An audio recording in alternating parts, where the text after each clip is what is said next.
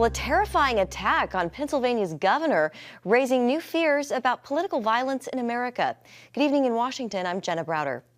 A man is now facing charges after police say he broke into the Pennsylvania governor's residence and set it on fire while Governor Josh Shapiro, his family, and guests were asleep inside. The attack happened early Sunday morning during the first night of Passover, just hours after Shapiro hosted a Seder dinner in the same room that was set on fire. Troopers woke the family and got everyone out safely. No one was hurt, but the damage is extensive. Authorities found gasoline-filled bottles and say the fire was deliberate. 38-year-old Cody Balmer is now facing charges including attempted murder, aggravated arson, and terrorism. Police say he breached a security fence and had planned to beat the governor with a sledgehammer. Tonight, Shapiro, a devout Jew and prominent Democrat, says he won't be deterred.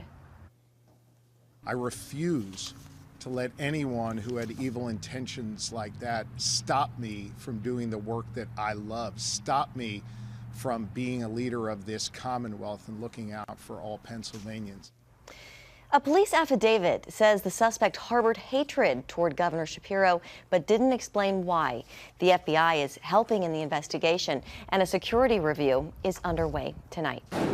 Okay, joining us now, Nathan Gonzales, editor and publisher of Inside Elections and a Faith Nation contributor. Nathan, great to have you with us this Monday. Investigators are trying to determine whether this was it was inspired by a political ideology or potentially a hate crime. Fortunately, as we mentioned, Shapiro and his family are fine. They escaped unscathed. But just like with President Trump and his assassination attempt this summer in Butler, things could have gone much differently. Right.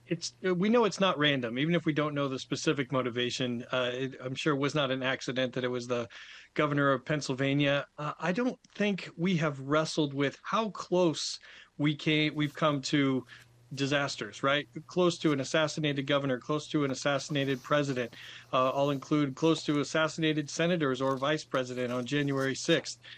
This political violence, no matter which side of the aisle you are on, is not good. And this is not a way that we should solve political differences. And we're very fortunate that it ended, with how it did and not much, much worse. Oh, definitely. So, Nathan, you travel to congressional districts. Tell us what the mood is under the hood there. Do you sense some of this political violence percolating? What do you see when you go out into just places across the country?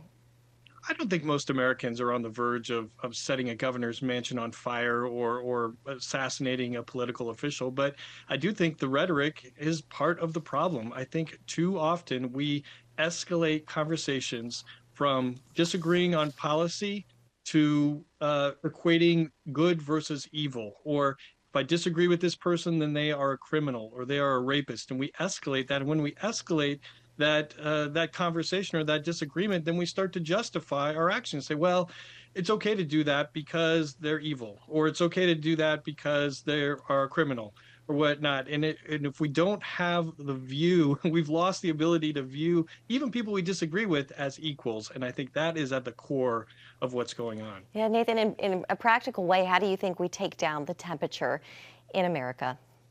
I think we have to get to a point where we view people that are different than us, that have different views, as equals. I think one of the problems also is that right now, among some people, empathy is viewed as a weakness, and I think that's the complete wrong way to look at it. Empathy should be something that we should all be striving for. And it's really, at this time as we're beginning Holy Week, if you just look at the Last Supper and what Jesus talking to his disciples, he says, they will know you by your love for each other, not because of your disagreements or turning over the tables in the temple. It's about love for each other. And so I think if we're trying to fix the whole system, you're going to feel overwhelmed. But just think about your individual conversations, particularly people either in person or online that you disagree with, and what is the tone of those conversations? Yeah. Nathan, while I have you here, I do want to ask you a political question. Of course, we don't want to take away at all from the seriousness, the scariness of the situation with Governor Shapiro.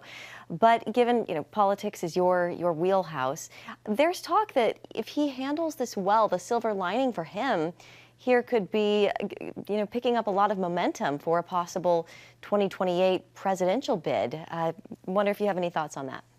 Well, we're a long way away from 2027 and 2028 with that nominating process. I don't think the governor would have wished this upon him and his family in order to push him ahead in some sort of, in the Democratic lineup. I think what's really going for the governor more so than this in that nomination conversation is that he's not from Washington. He's not tied to Washington. He's not a senator. He's a governor, and he's trying to do a good job outside of D.C. And I think that there will be an opportunity for a Democrat who has that outsider profile, maybe even someone who's outside of politics.